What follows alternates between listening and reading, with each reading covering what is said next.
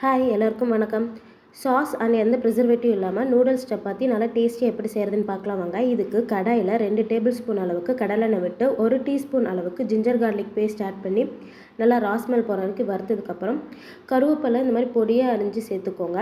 And இது கூடவே ஒரு பெரிய வெங்காயம், நீங்கள் வெஜிடபிள்ஸ் எது வேணால் இதில் ஆட் பண்ணிக்கலாம். அண்ட் எக்கு கூட நீங்கள் ஆட் பண்ணிக்கலாம். அண்ட் இது நல்லா லைட்டாக வதங்கினதுக்கப்புறம் மிளகாய்த்தூள், மல்லித்தூள், கரம் மசாலா இதெல்லாம் போட்டு நல்லா மிக்ஸ் பண்ணிவிட்டு நான் ஒரு தக்காளி நல்லா ஃபைனாக அரைச்சி வச்சுருக்கேன். அதையும் ஆட் பண்ணி அந்த மிக்சியிலே கொஞ்சம் தண்ணி விட்டு இது கொதிக்கிற அளவுக்கு நான் தண்ணி ஊற்றிக்க போகிறேன்.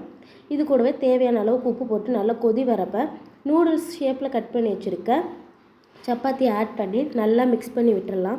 இதில் இருக்க தண்ணியெலாம் நல்லா வறன்றப்ப நம்ம ஆல்ரெடி மேக் பண்ணி வச்சுருக்க நூடுல்ஸ் மசாலா இதை ஆட் பண்ணி நல்லா மிக்ஸ் கொடுத்துர்லாம்.